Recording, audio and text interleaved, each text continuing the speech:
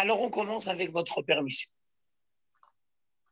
Première idée que je voudrais traiter avec vous, le Dieu de l'histoire. Malheureusement, on a l'habitude de nous faire croire que Dieu n'existe pas. Ah bon? C'est une bêtise. Oui. Je peux continuer? Bon, d'accord, je ne sais pas. Je continue. Mais c'est une bêtise. Parce que vous savez bien que derrière les lois de la nature, il y a une providence divine. Les lois de la nature, on ne peut pas les inventer comme ça.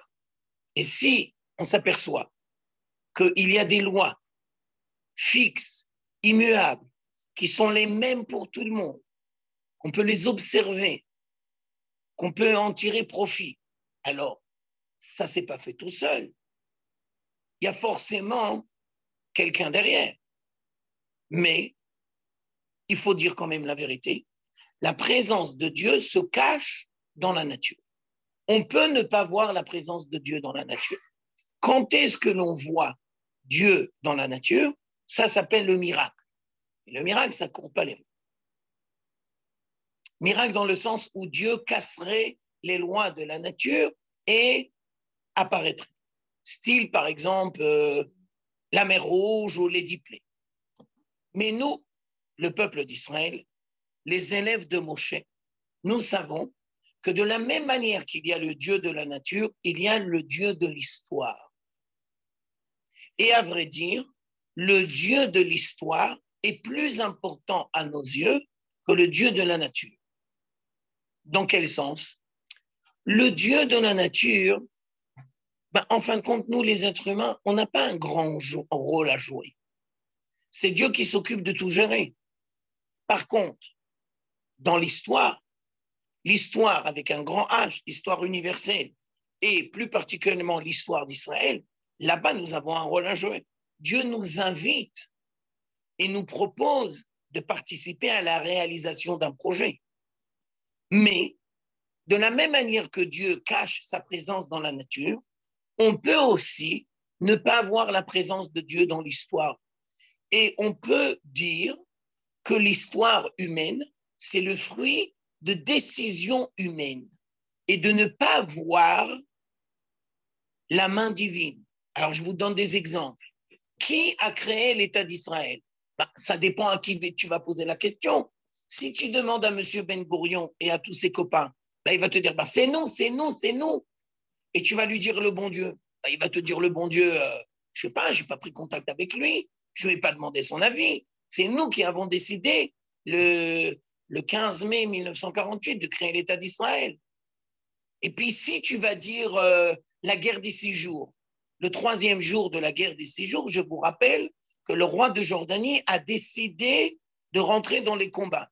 Parce que M. Nasser, que Dieu le maudisse, lui et toutes ses descendances, il a menti dans la radio égyptienne et il a dit on avance, on avance, on avance. Mais entre-temps, il avait perdu le premier jour 450 de ses avions. Alors, il ne voulait pas reconnaître sa défaite, mais encore plus, il a menti. Alors, il a dit on avance vers Tel Aviv. Et donc, le roi de Jordanie a dit bon, si c'est comme ça, je vais me greffer aux hostilités. Et moi aussi, je voudrais avoir ma part du gâteau. Alors, tu peux dire, on a eu Jérusalem parce que le roi de Jordanie a fait une bêtise. C'était sa décision. Et tu peux ne pas voir la main de Dieu dans la décision du roi de Jordanie. Mais ça, c'est une vision athée de l'histoire. Nous, les élèves de Moshe Rabbeinu, nous savons que c'est Dieu qui nous a fait sortir d'Égypte, que c'est Dieu qui nous a fait rentrer en Israël, que c'est Dieu qui participe à l'histoire juive. Et à travers des décisions humaines, il y a une providence divine, bien entendu. Alors, nous sommes dans une partie de l'année très, très particulière. Et on peut dire, d'une certaine manière, que c'est l'apothéose de l'année, maintenant. Pourquoi? Première explication. Vous savez très bien qu'après Shavuot, c'est les 3 semaines. C'est la destruction, c'est l'exil. Alors là, aujourd'hui, cette période de l'année, c'est l'apothéose, et puis après, ça va en déclinant. Mais on peut dire aussi que c'est l'apothéose de l'année, parce que dans la même période, nous avons deux phénomènes extraordinaires. Et on se doit de réfléchir sur ces deux phénomènes. Le premier phénomène, c'est la délivrance d'Égypte. Et le deuxième phénomène, c'est la délivrance actuelle, aujourd'hui, que nous vivons. Et je tiens à préciser, dans la délivrance d'Égypte, nous avons deux dimensions. Nous avons la sortie d'Égypte et le don de la Torah. Ça veut dire, dans le processus de délivrance en Égypte, nous avons toujours deux dimensions. La dimension physique, matérielle, et la dimension divine, spirituelle. Je tiens à vous préciser qu'il y a 50 jours, Pessah et Shavuot. Ça veut dire, ne vois pas la délivrance matérielle comme le seul objectif. Ne vois pas la délivrance spirituelle comme le seul objectif, mais comprends que ces deux dimensions doivent toujours aller ensemble. Je vous donne une illustration. C'est une illustration très précise. Vous savez que tous les soirs, on compte le Homer. Et vous savez très bien que le compte du Homer va s'arrêter au 50e jour, le jour de Shavuot. Mais les Chachamim ont décidé apparemment de compter d'une manière un petit peu particulière. Pourquoi? Parce que si le but, c'est Shavuot, si le but, c'est de recevoir la Torah, alors on devrait tous les jours dire, il me reste 49 jours, il me reste 48 jours, il me reste 47 jours. Mais vous savez très bien que les Chachamim n'ont pas fixé comme ça. Et tous les jours que l'on compte, on compte à partir de Pessah. Et on va dire, nous avons passé une semaine, nous avons passé 2 semaines, nous avons passé 4 semaines. Aujourd'hui, nous avons compté 6 semaines. Nous avons compté 6 semaines. Aujourd'hui, on rentre dans la dernière semaine. Exactement. Alors maintenant, la question, c'est pourquoi vous, les Chachamim, en sachant particulièrement que l'objectif, c'est le don de la Torah, le 50e jour, pourquoi vous avez fixé que l'on va compter de cette manière-là? Réponse, parce que la dimension matérielle et la dimension spirituelle se devront toujours d'aller ensemble. Et toi, parce que tu te focalises sur Shavuot, tu risques d'oublier Pessah. Alors, viennent les Chachamim et te disent, d'accord, tu as raison, on veut recevoir la Torah, mais la Torah ne doit pas se faire au détriment de la dimension matérielle. Il faut unir les deux. Alors, quand on comprend ça, on va pouvoir maintenant comprendre une autre dimension. Dans le processus de délivrance que nous vivons aujourd'hui, ben c'est exactement la même chose. Parce que ce n'est pas difficile de comprendre que comme ça, et ben maintenant nous avons Yom Ha'atzmaut. Et ce n'est pas difficile à comprendre que Yom Ha'atzmaut, c'est la libération matérielle. Mais ce n'est pas non plus difficile de comprendre que puisque Pessah, ce n'était qu'une étape, et ensuite nous avions Shavuot, eh bien, Yom Ha'atzmaut, ce n'est qu'une étape, et après nous avons Yom Yerushalayim. Et ce n'est pas difficile de comprendre le rapport entre Pessah et Yom Ha'atzmaut, la délivrance matérielle, et ce n'est pas difficile de comprendre le rapport entre Jérusalem et Shavuot, la dimension spirituelle. Et je tiens à préciser, parce que tout le monde ne fait pas le lien, que Yom Yerushalayim, c'est le premier jour de la dernière semaine. Et Shavuot, c'est l'apothéose. Donc, ce n'est pas un hasard si dans la dernière semaine, Dieu va nous faire rencontrer Yom Yerushalayim et ensuite Shavuot. Considérer Yom Yerushalayim dans la dimension spirituelle, spirituelle. Et j'ai envie de vous dire,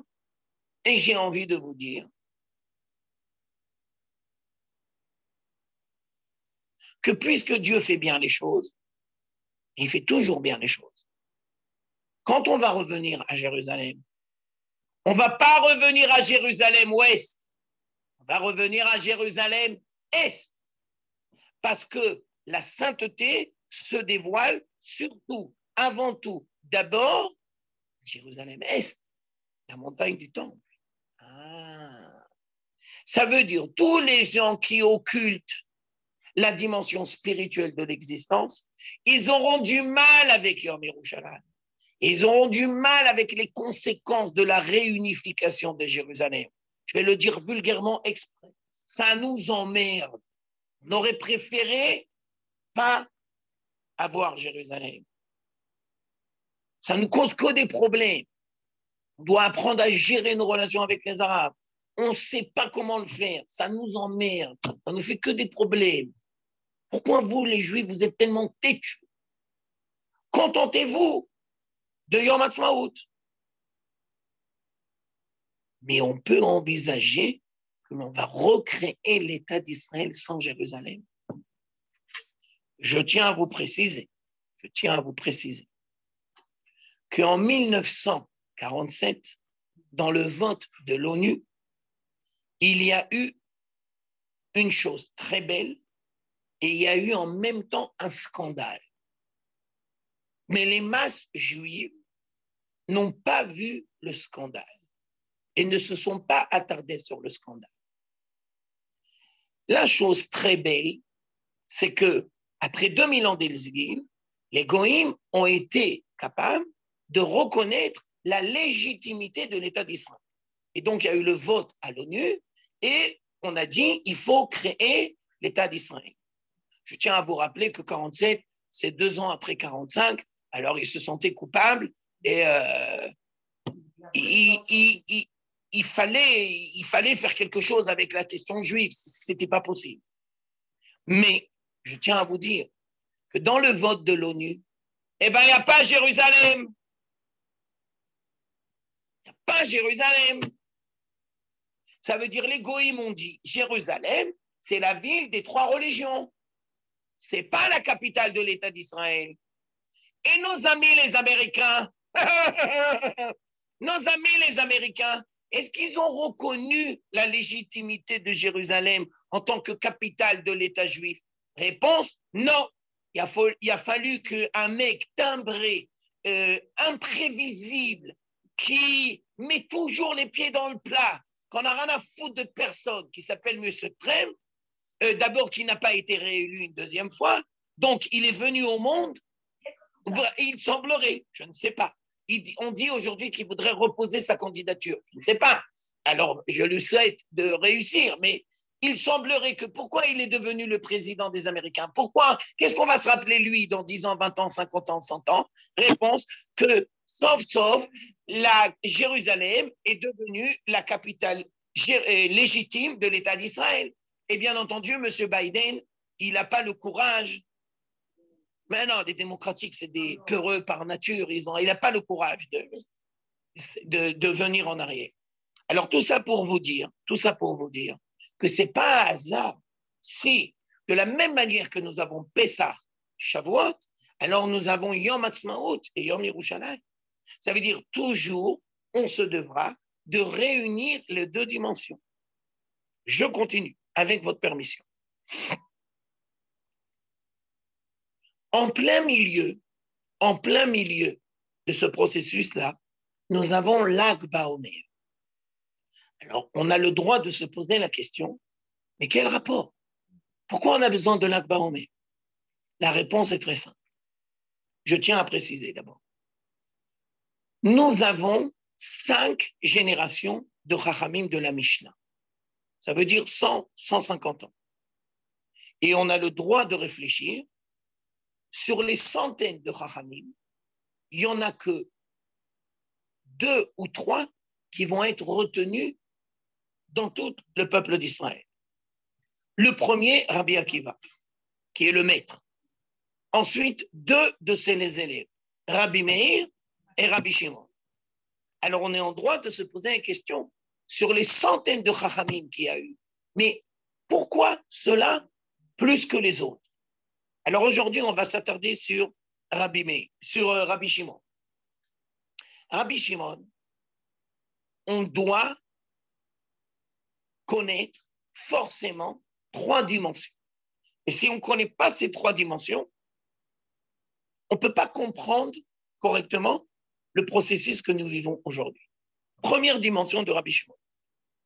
Il y avait une controverse chez les sages à l'époque du deuxième temple, à la fin du deuxième temple. Comment il faut se positionner par rapport à l'Empire romain? Il y avait un sage qui s'appelle Rabbi Yehuda. Rabbi Yehuda a dit, les Romains, c'est des Rishaïs, oui, mais n'empêche qu'ils ont participé à la construction de l'État juif. De quelle manière? Ils ont construit des ponts, ils ont construit des marchés, des routes. Donc, ils ont participé à la construction de l'État d'Israël. Ils ne l'ont pas fait dans l'intention d'eux, mais n'empêche que, et je tiens à préciser, ils ont détruit entièrement la ville de Jérusalem. Et d'ailleurs, ils l'ont appelée avec un nouvel nom. Ils ont changé son nom pour ne laisser aucune trace juive. Rabbi Shimon a dit, ne tombe pas dans le panneau. Tout ce qu'ils ont fait, ils l'ont fait pour eux. Ne vois pas dans l'Empire romain uniquement les bons aspects, mais comprends qu'à long terme, il ne peut rien sortir de bon. Alors on va lui dire, mais ils ont construit des ponts. Rabbi Shimon, il va dire, c'est pour prendre des impôts. Mais ils ont fait des marchés, c'est pour mettre des prostituées. Ça veut dire, je tiens à dire que Rabbi Shimon, c'est le Hetzel et le Lechi. Rabbi Shimon, c'est le Hetzel et le Lechi. Ne tombe pas dans le panneau. Mais il faut dire la vérité. Que les Romains, il a été recherché. Sa tête a été mise à prix. Wanted. Parce qu'il faut dire la vérité. Quand les Juifs osent dire tout haut ce qu'ils pensent, on préfère les Juifs morts.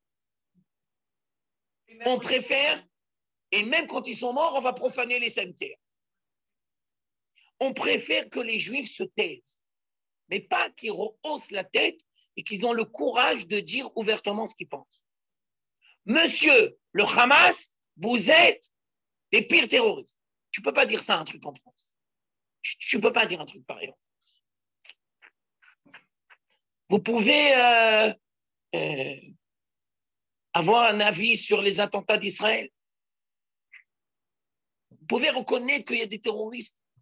Tu ne vas jamais, jamais, jamais entendre dans les nouvelles en France le mot terroriste. Ça n'existe pas. Je m'engage. Ça veut dire vérifier. Vous pouvez me vérifier. Est-ce que le mot terroriste va être utilisé? Le mot terroriste ne sera jamais utilisé parce que c'est légitime que les Palestiniens tirent sur les Juifs, mais les Juifs, ils doivent se laisser canarder.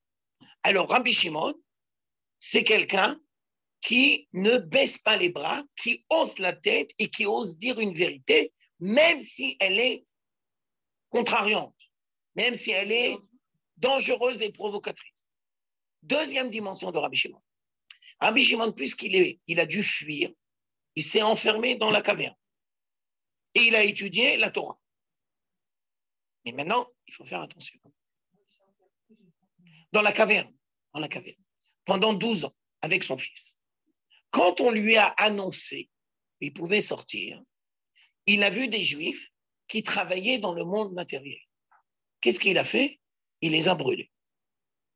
Ça veut dire que Rabbi Shimon, au début, dans sa conception, il n'y a pas de place pour la construction du monde matériel.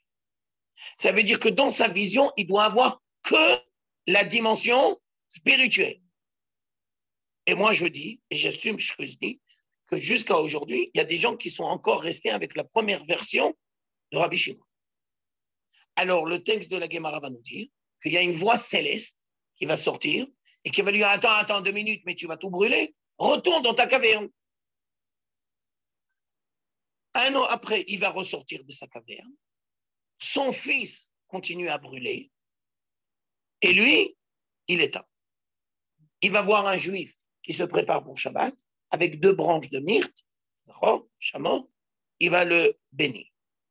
Ça veut dire, ça c'est une question piège, beaucoup se trompent. Qui a raison la deuxième fois? Le fils de Rabbi Shimon ou Rabbi Shimon? Réponse, les deux. Les deux. Je vous explique.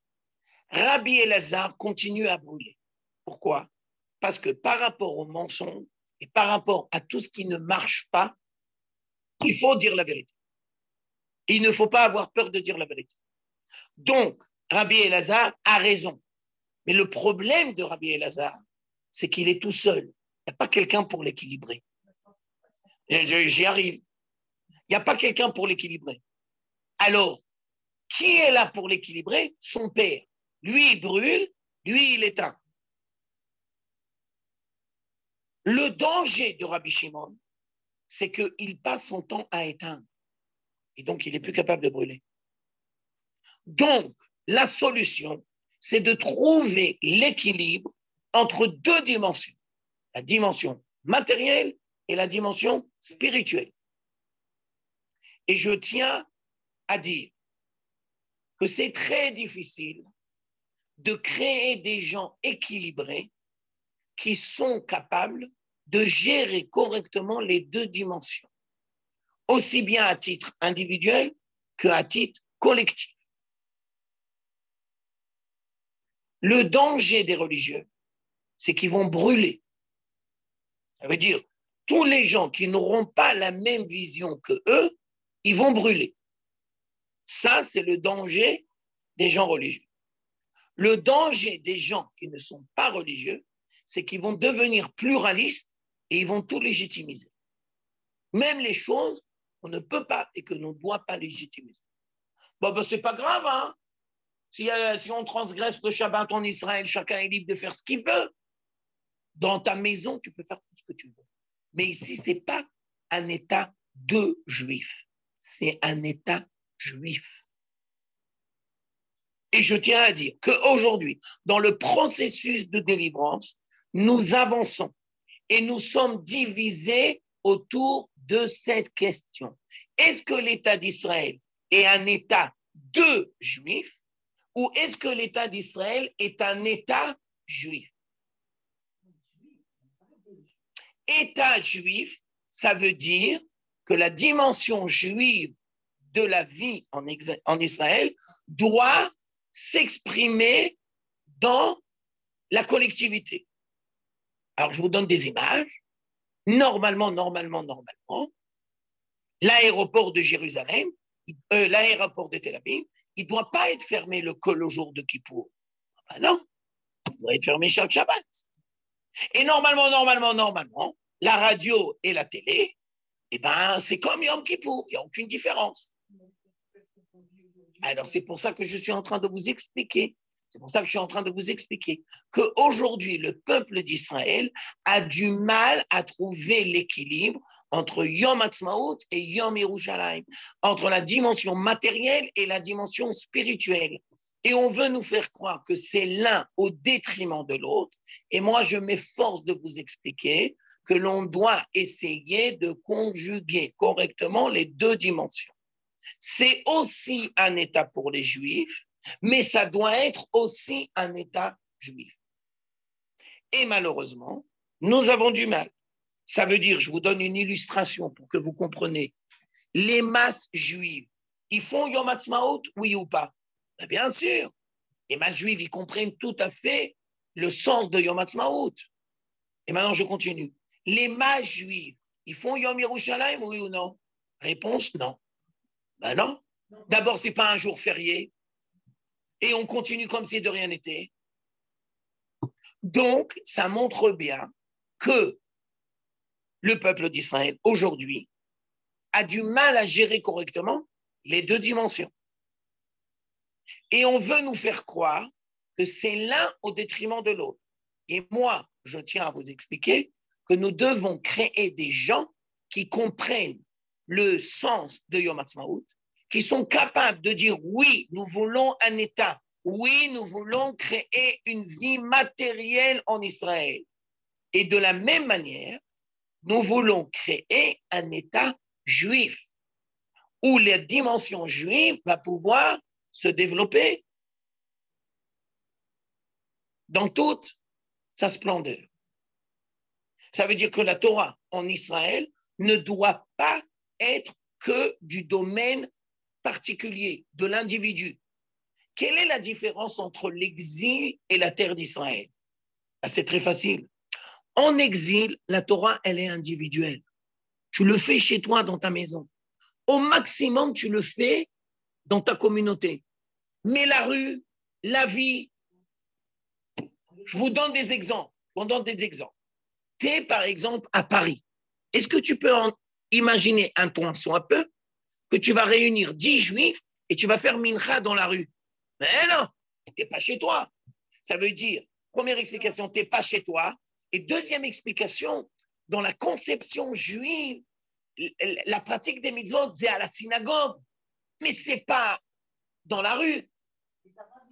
Alors maintenant, deux minutes, parce que je suis en train de vous expliquer. Rav Tobiano, vous pouvez m'expliquer, s'il vous plaît, le sens positif du Covid? Vous pouvez m'expliquer le sens positif du Covid?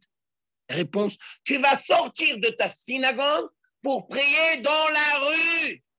Parce qu'en Israël, la Torah ne doit pas dépendre que de l'individu, de l'individuel. Elle doit se manifester dans le collectif.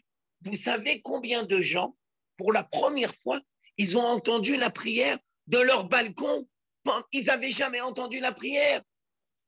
Et grâce au Covid, j'ose dire grâce au Covid, on a été obligé de sortir.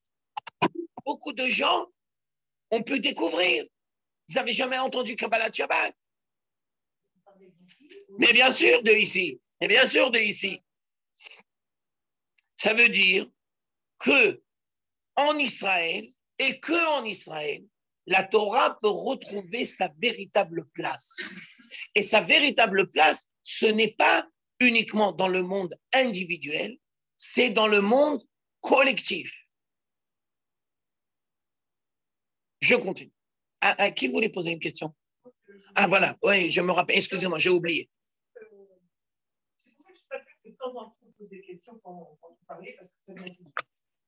Quand vous dites, par exemple, c'est aussi une dimension collective, comprenez, pour que tout soit fermé, les aéroports et tout ça. Oui. On vit entouré de terroristes, entouré de gens. Imaginez qu'il arrive quelque chose. Si là, il n'y a pas d'avion, il n'y a pas de train, il n'y a pas de truc, comment voulez-vous? Pas de téléphone. Moi, je travaille avec des personnes âgées. Mon téléphone, moi, je suis sur Mérad Shabbat. Mon téléphone, je le laisse ouvert. Vous avez entièrement raison. Mais maintenant, je voudrais continuer parce que je ne me suis pas suffisamment bien expliqué. Qu'il y a des gens qui soient obligés de faire le minimum le jour de Shabbat, oui, c'est obligatoire. À la police, dans les hôpitaux, l'armée. Mais je tiens à préciser le minimum. Ce qu'on est obligé de faire. Non, c'est moi qui ai mal exprimé. Mais il y a des choses qu'on n'est pas obligé de faire. Par exemple, est-ce qu'on est obligé d'ouvrir un supermarché le Shabbat? Réponse, non. Est-ce qu'on peut ouvrir des cafés et des cinémas et des théâtres? Normalement, non. Dans un État juif qui se respecte, normalement, non. Normalement, non. Ah, maintenant, je continue. Je m'arrête pour vérifier. Les personnes qui sont avec nous, j'en sais rien. Il y a des personnes, vous nous écoutez, vous nous entendez correctement? Essayez de vous manifester juste pour savoir. Et excusez-moi, madame, je ne vous ai pas entendu. Votre micro est fermé. Oui, ils ont demandé de faire ça. Bon, d'accord, je ne vous ai pas entendu, mais j'imagine que vous entendez et que vous voyez. Alors, je continue. Avec votre préparation, je connais. Ah, voilà. Oui, très bien. OK, d'accord, merci beaucoup. Alors maintenant, je continue.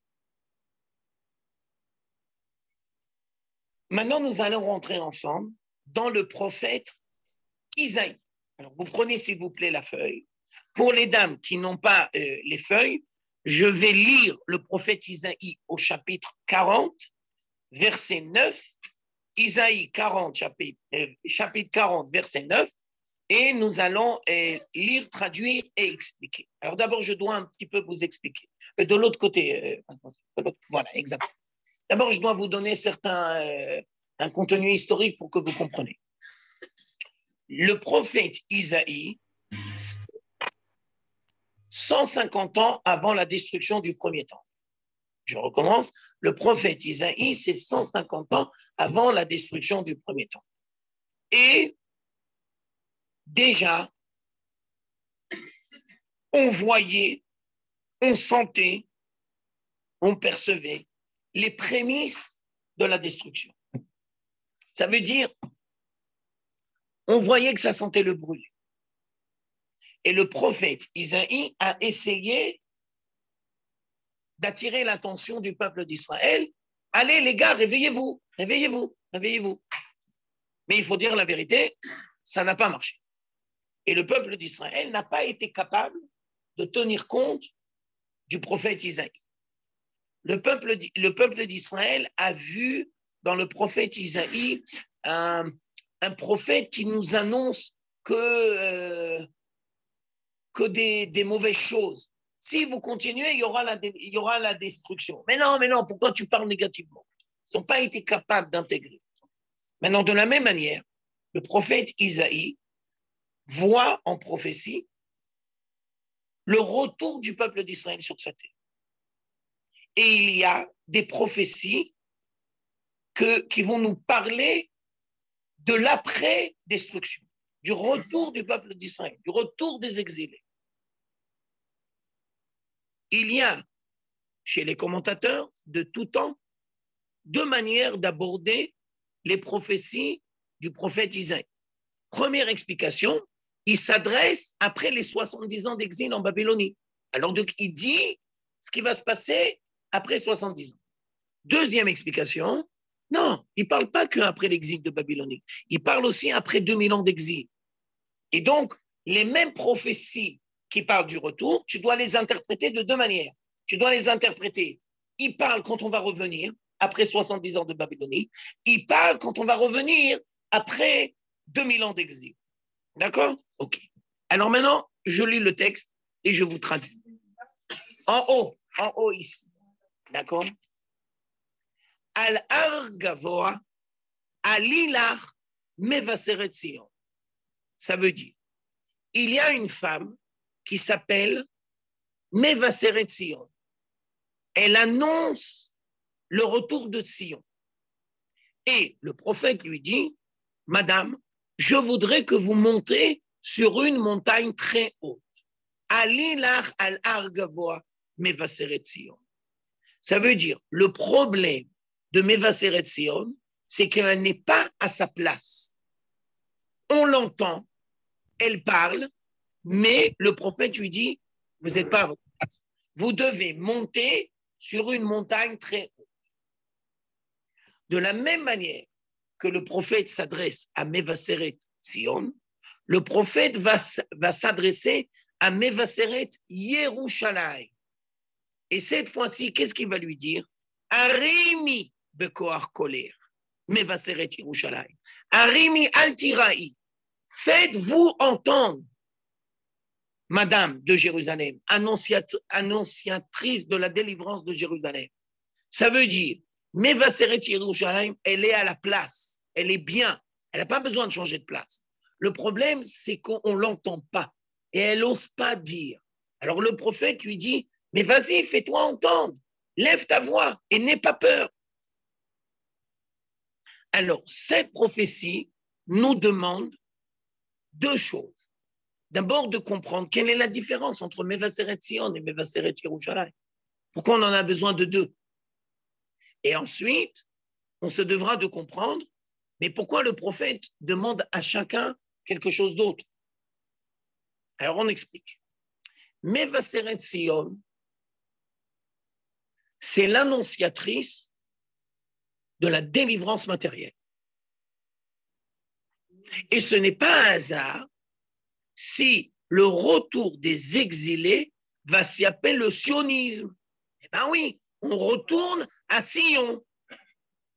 Donc, Retourner à Sion, c'est retrouver la dimension d'un peuple qui veut vivre sur sa terre et gérer de manière autonome son État. J'ai envie de dire, Mevaser et Sion, c'est celle qui va nous annoncer Yom Ha'atzmaut. Et donc, tous les gens qui vont participer à la reconstruction matérielle du peuple d'Israël sur sa terre, ils écoutent, ils entendent Mevaser et Sion, ça leur parle. Et donc, ils s'engagent. Par contre, Mevaser et Yerushalayim, c'est la dimension spirituelle. Elle annonce le retour à Jérusalem. Elle annonce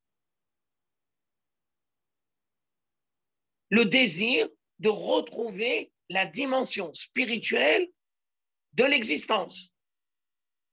Ce n'est pas un hasard si on va l'appeler Yerushalayim. C'est Yerushalayim.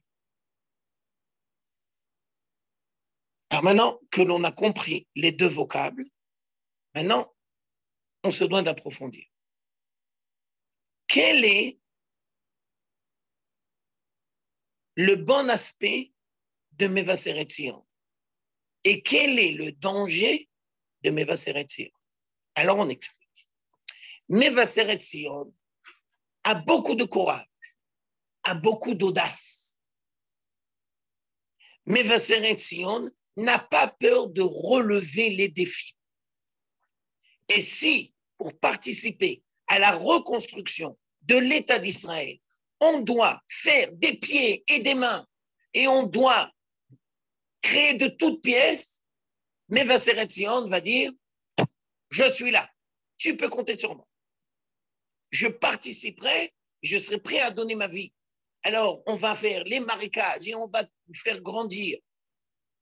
Tel Aviv, c'est du sable, c'est pas grave, on va construire une ville. Ashdod, c'est du sable, c'est pas grave, on va construire une ville. Ashkelon, c'est du sable, c'est pas grave, on va construire. Vous avez compris. Ça veut dire que Mevaser Sion, elle a le courage, elle a l'audace, elle n'a pas peur des défis. Je continue. Mevaser Sion, on l'entend. On ne peut pas la louper parce qu'elle a des moyens de se faire entendre. Alors c'est vrai qu'au début, elle n'avait pas beaucoup de moyens. Mais plus les années, plus Mevaser Sion, elle a des moyens. On ne peut pas la louper. Mevaser Sion, tu vas l'entendre dans la radio, dans les informations, dans le gouvernement. Et elle a des moyens. Le budget de l'État d'Israël, grâce à Dieu, c'est des millions ou des milliards de shekels? Des milliards de shekels.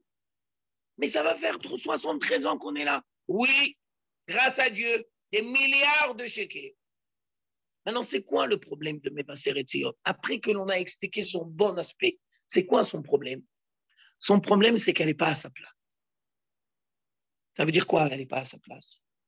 Dans sa manière d'analyser le retour du peuple d'Israël sur la terre, elle l'analyse comme les autres nations.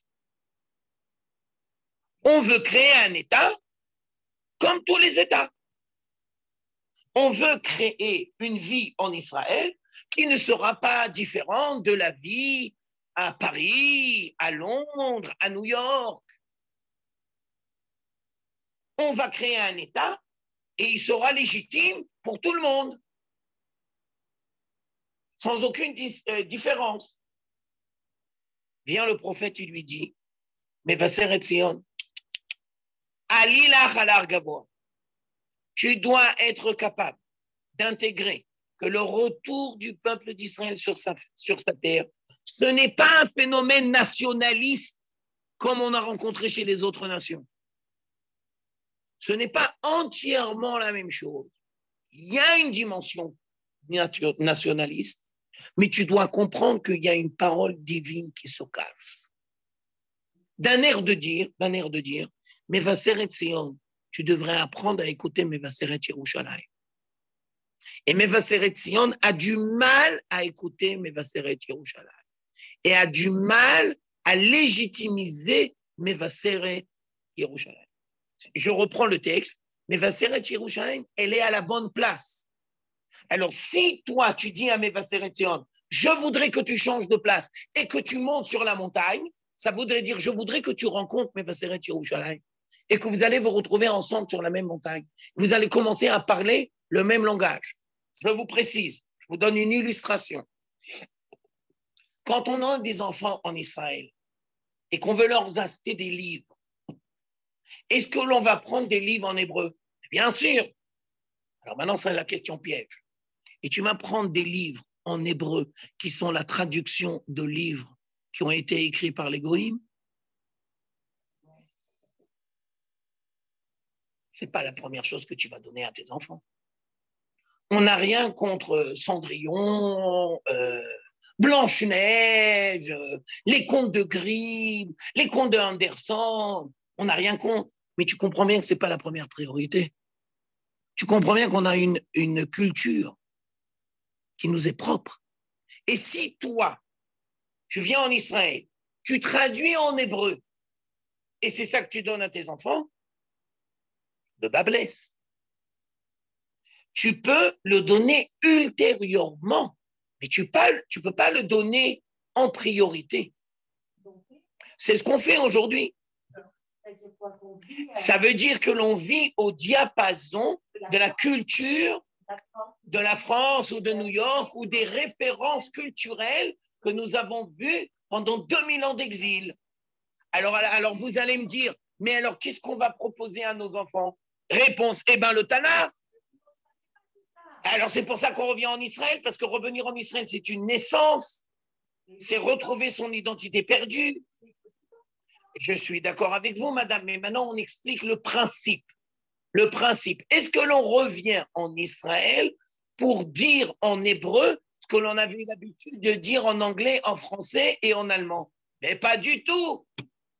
Alors je tiens à vous dire que Mevaseret Sion, elle parle l'hébreu couramment, oui, mais dans sa parole, son contenu,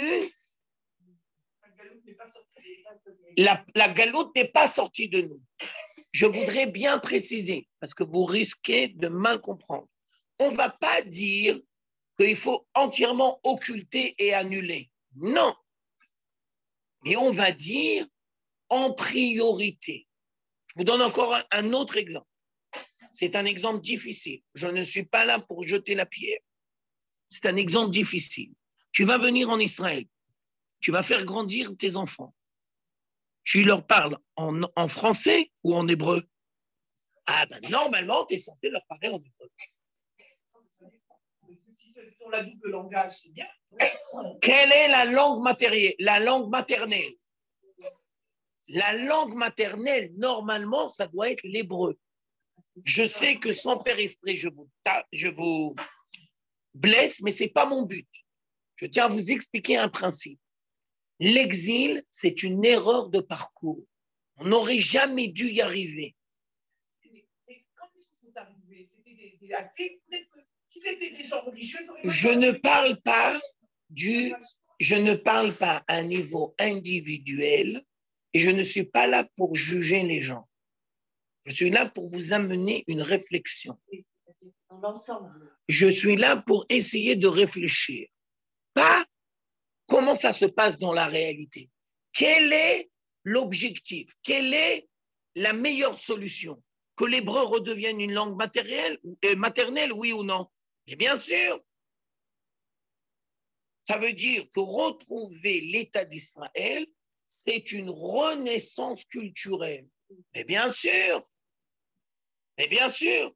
Je tiens à vous expliquer que quand le prophète dit à Mevaseret Sion, il faut que tu montes sur la montagne, elle a du mal, Mevaseret Sion.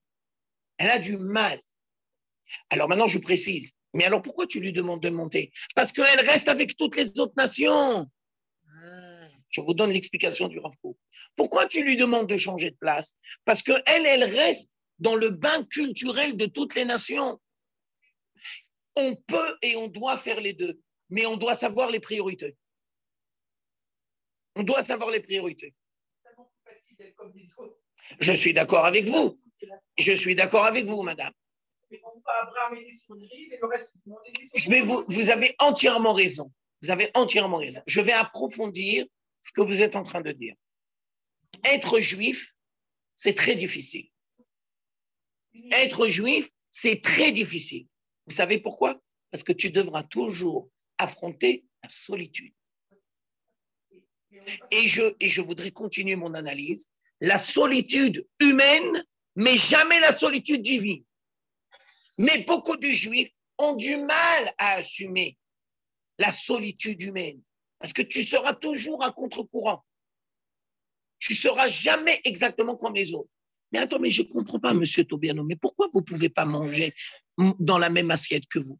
Monsieur, madame, je mangerai toujours à votre table, mais je ne mangerai pas ce que vous mangez. Je serai toujours avec vous, mais on ne va pas manger la même chose. Parce que moi, je mange cachère, vous n'êtes pas obligé de manger cachère.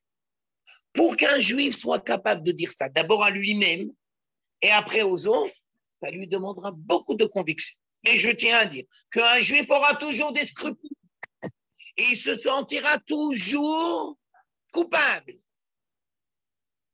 Et avant de créer des juifs qui savent assumer leur identité juive, sans xénophobie, sans racisme, sans se sentir supérieur, mais d'un autre côté, en respectant les valeurs, ça demande beaucoup de travail. Et l'État d'Israël aujourd'hui, à un niveau collectif, a du mal à créer des gens qui soient capables de le vivre correctement.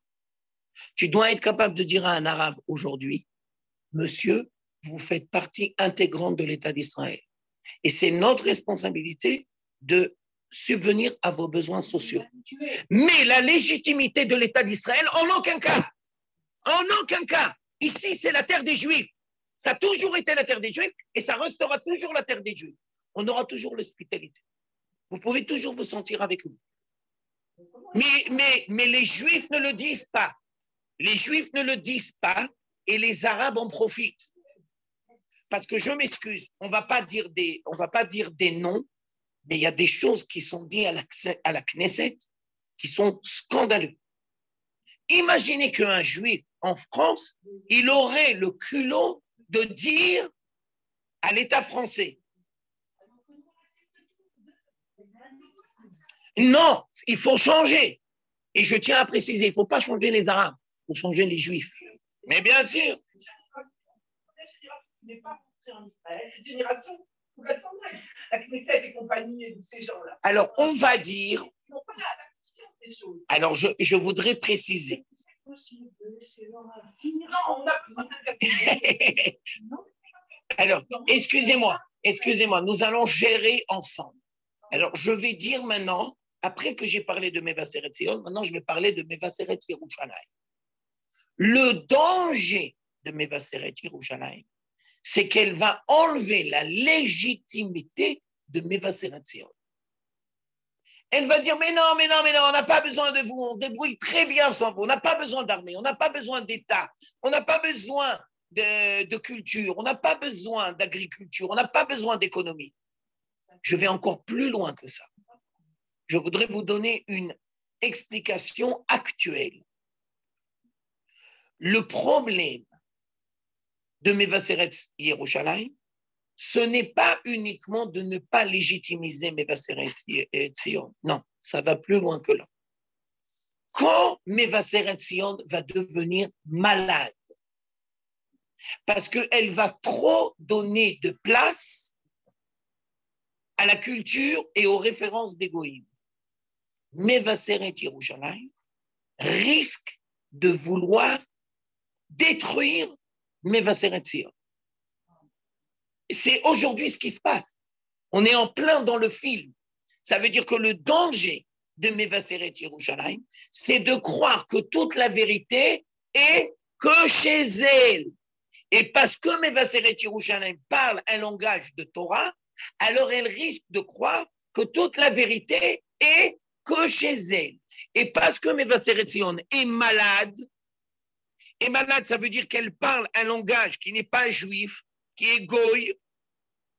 Alors, Mevaseret Yerushalayim risque de vouloir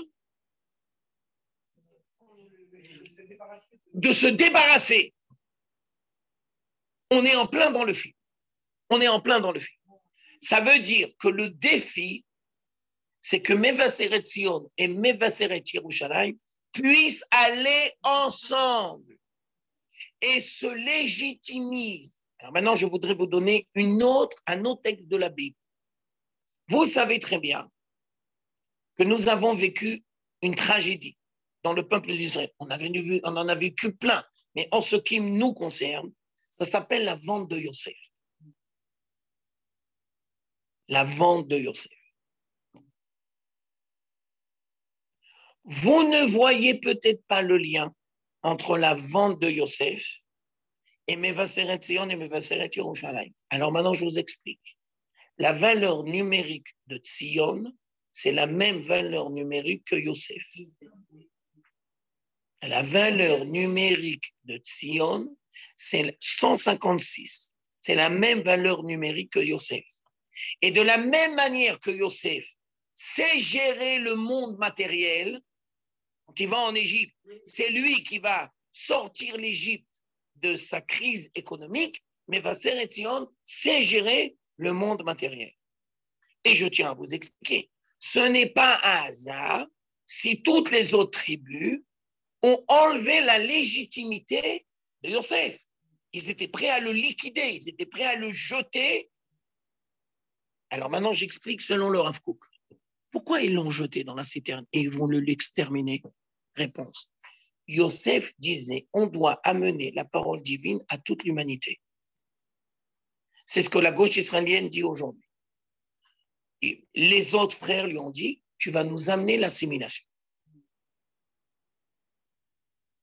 Et je tiens à dire que la réponse de Dieu, c'est, vous devrez apprendre à vivre ensemble et à vous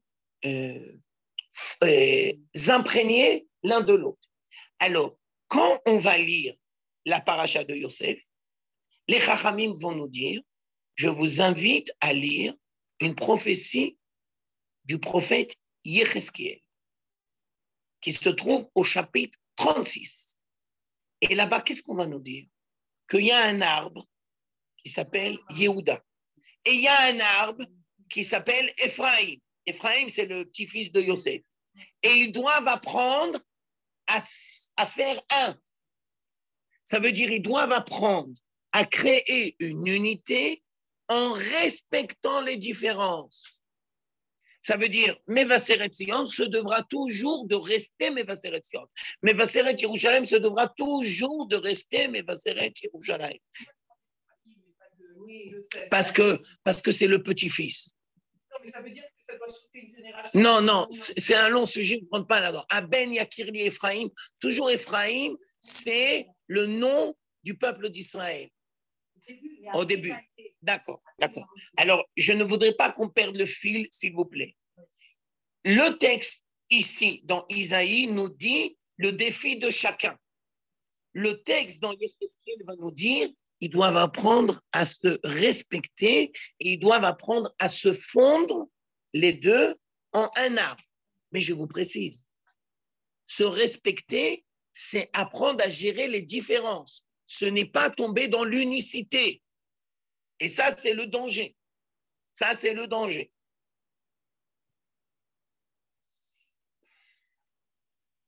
Alors maintenant, je voudrais terminer.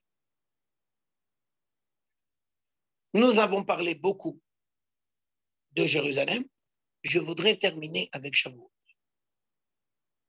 La fête de Shavuot a beaucoup de noms. Question piège. Est-ce que dans la Bible, on va l'appeler le jour du don de la Torah? Réponse, non. Ce n'est pas marqué dans la Torah. C'est marqué dans la Torah orale. C'est marqué chez les Chachamim. Alors maintenant, on pose une première question. Mais pourquoi Dieu n'a pas jugé bon d'appeler de manière claire que Shavuot, c'est le jour du don de la Torah? Je continue. Deuxième question. Par contre, le jour de Shavuot, ça sera la fête des prémices et ça sera la fête des moissons. Mais alors, pourquoi tu vas nous parler de dimension agricole? Le jour du don de la Torah. Je tiens à vous préciser, excusez-moi, Madame Bissou, parce qu'il me reste 5 minutes. Je tiens à vous préciser qu'en Israël, le blé il mûrit à Shavuot. C'est les moissons, parce que le blé commence à mûrir. Alors maintenant, la grande question, c'est pourquoi Dieu a besoin de présenter le jour de Shavuot avec une dimension agricole? Réponse. Parce que Dieu sait que nous allons être 2000 ans en exil. Et Dieu sait que nous avons beaucoup de facilité à nous greffer Shavuot, le jour du don de la Torah. Mais être capable, le jour du don de la Torah, d'intégrer la dimension agricole, ça, c'est dur. Ça veut dire, Shavuot, on n'a pas de mal à voir Mevaseret Yerushalayim dans Shavuot. Mais voir Mevaseret Sion dans Shavuot, on a du mal. D'ailleurs, ce n'est pas un hasard si les kibbutzim, au début du siècle dernier, et presque même jusqu'à aujourd'hui, quand on leur dit Shavuot, ils vont toujours dire les prémices et les moissons. Et ils vont occulter le don de la Torah. Ça veut dire ils ont raison, mais ils ont tort. Ça veut dire ils ont pris une dimension, mais ils ont occulté une autre. Alors, je termine là-dessus. Les Kohanim, regardez bien, les Kohanim,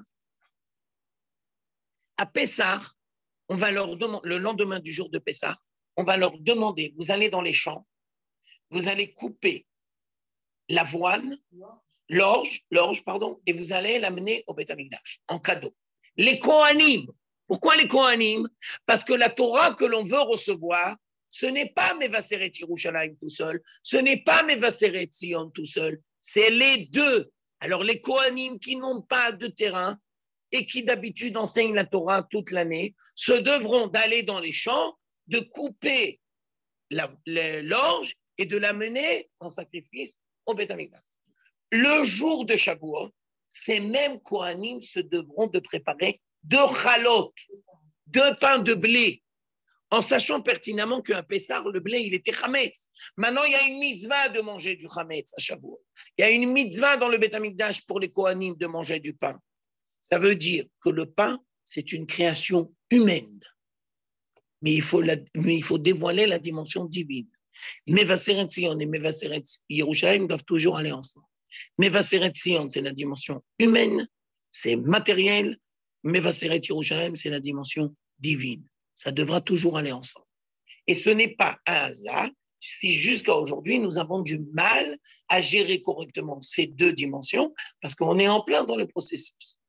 J'espère vous avoir donné suffisamment d'outils matériels pour savoir gérer à titre individuel et on espère qu'à titre collectif, le peuple d'Israël sera capable de trouver la meilleure solution.